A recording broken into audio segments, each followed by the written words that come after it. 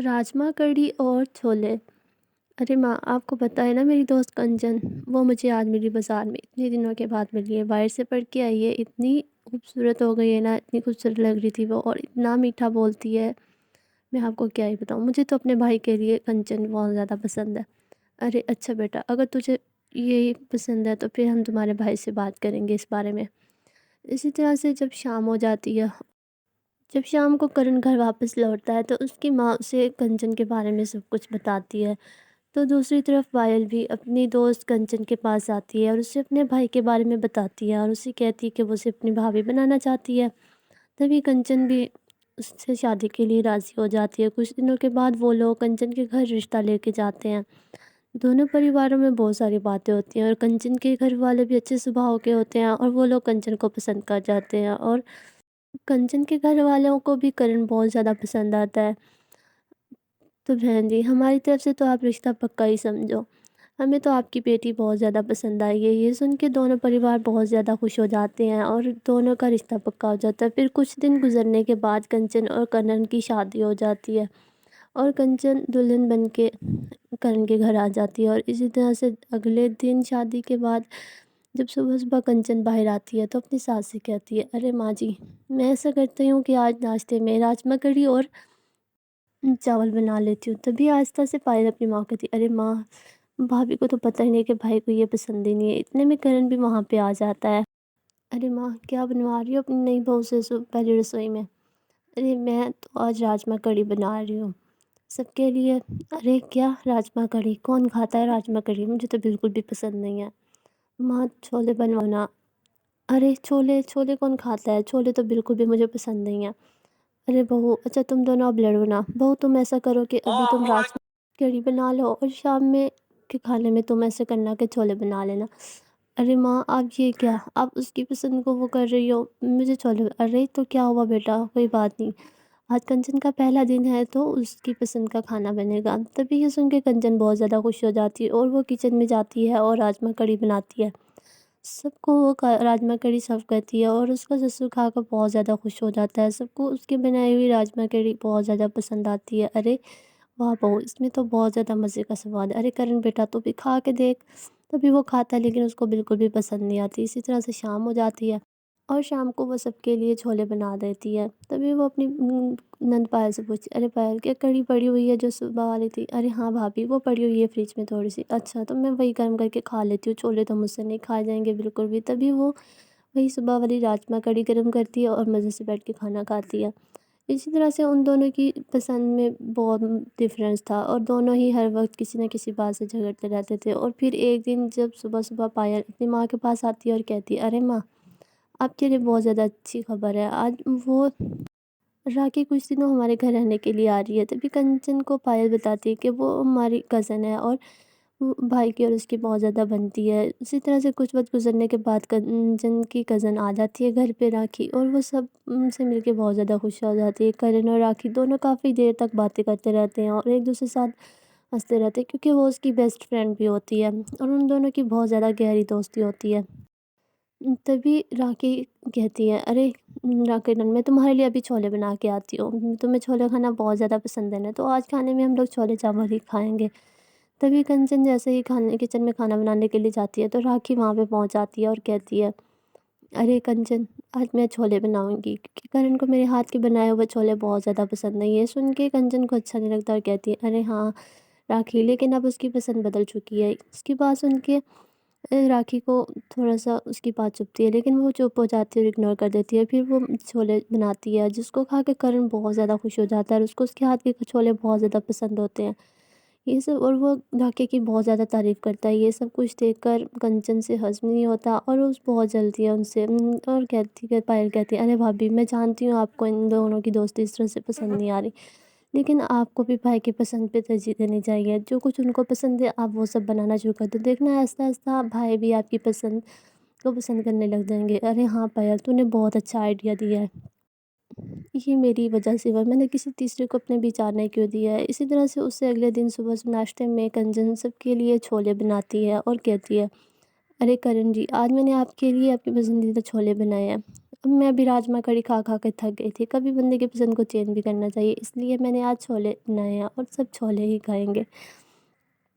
اور چھولے بھی کچھ برے نہیں ہوتے، اچھے ہی ہوتے ہیں۔ تبھی کرن یہ سب کچھ سن کے بہت زیادہ خوش ہوتا ہے، اور پھر آہستہ آہستہ کنچن بھی کرن کی پسند کو پسند کرنے لگ جاتی ہے، اور جیسا وہ کہتا ویسے ہی اس کی بات مانتی تھی، اور دونوں میں بھی اچھی دوستی ہونے لگ گئی تھی۔ اسی طرح سے کچھ دن گزرتے ہیں، اور پھر ایک دن کرن سب کے سامنے کنچن سے کہتا ہے، ارے کنچن، کافی دن ہو گئے راجما کڑی کھائے ہوئے، آج ایسا کرو کہ وہ بنا لو۔ راجما کڑی بھی کچھ زیادہ بری نہیں تھی، تمہاری پسند بھی تو دیکھنی ہے نا ہمیں۔ یہ سن کر راکی کو بہت برا لگتا ہے، اور اس کو احساس ہو جاتا ہے کہ اس کی اب کنچن سے شادی ہوگی، اب اس کی وہی دوست اور بیوی ہے۔ اس طرح سے وہ سب کو بائے بول کے وہاں سے اپنے گھر چلی جاتی ہے، اور پھر اس دن کے بعد کنچن اور کرن ایک دوسرے کے ساتھ ہنسی خوشی رہنے لگ جاتے ہیں۔ ارے جوتی، تو ایسی خوش ہو رہی ہے دیورانی کے آنے پہ؟ تجھے نہیں پتا یہ کیسی ہوتی ہے؟ دیکھنا تمہاری ساس کو بھی باتوں میں اپنی طرف کر لے گی، اور تو سارا دن کر کے کاموں میں لگی رہے گی، اور وہ تو ہے بھی امیر گھر کی۔ تمہیں نہیں پتا امیر گھر کی لڑکیوں کا کہ وہ کیسی ہوتی ہیں، اور وہ جہیز بھی بہت سارا لے کے آ رہی ہے۔ ارے ماں جی نہیں، ایسی بات بالکل بھی نہیں ہے، آپ غلط سوچ رہی ہو۔ دیکھنا میری دیورانی بہت اچھی ہوگی۔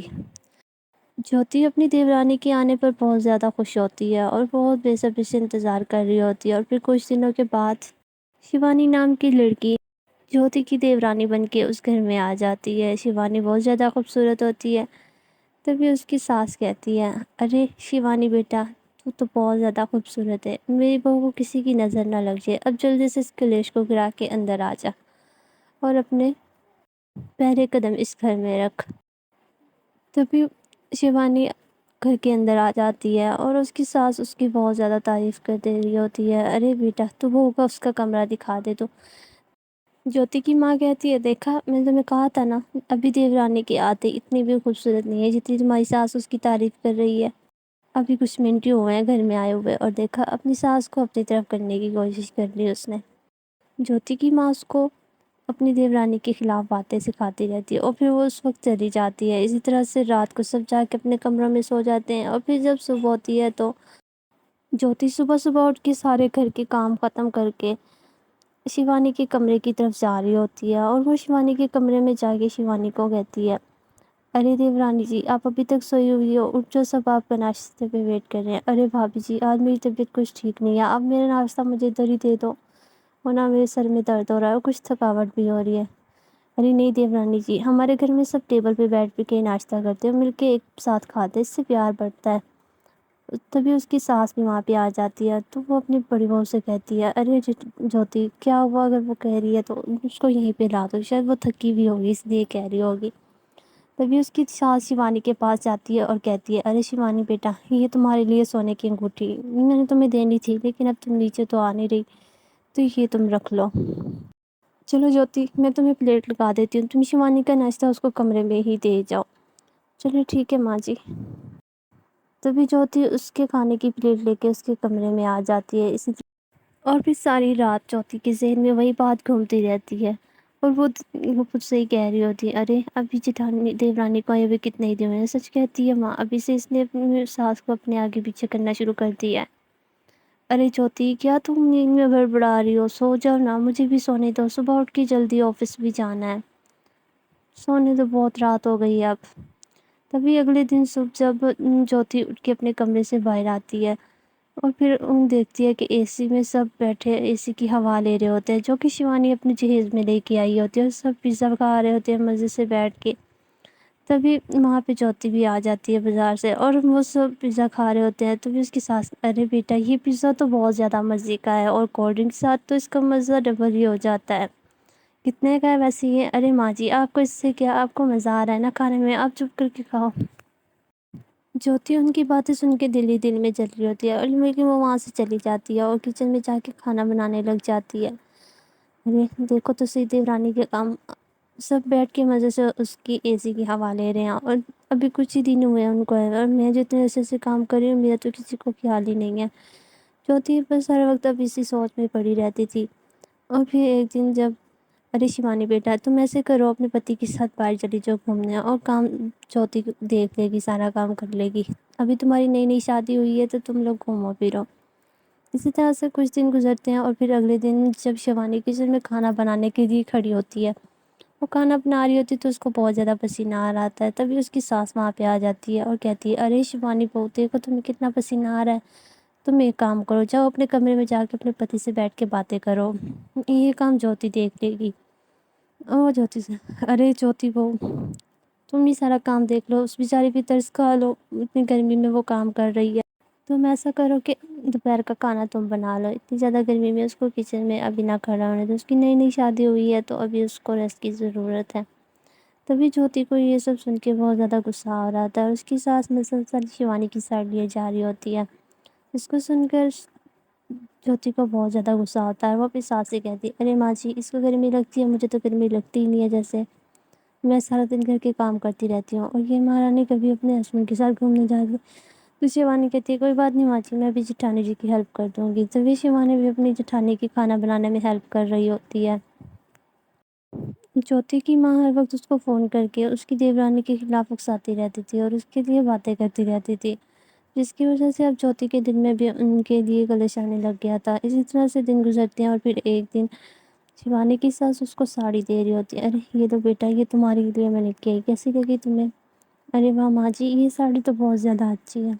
یہ دیکھ کے جوتی کو بہت زیادہ غصہ آتا ہے، وہ بہت ہی جلن ہوتی ہے اسے اور وہ اپنی ساس سے کہتی ہے ارے ماں جی واہ، آپ کو تو میں نظر ہی نہیں آتی، ہر چیز بس شیوانی کے لیے، ارے بہو ایسی باتیں کیوں کر رہی ہو تمہیں تو میں ہر چیز دیتی تھی، ہاں تو اور کیا، پتی کے ساتھ گھومنے یہ جائے، کھانا بھی میں بناؤں، کچن میں اس کو گرمی لگتی ہے اور اسے سونے کی انگوٹھی بھی دی آپ نے، اور اب یہ بنارسی ساڑی بھی میرے لیے کیا لائی ہیں آپ؟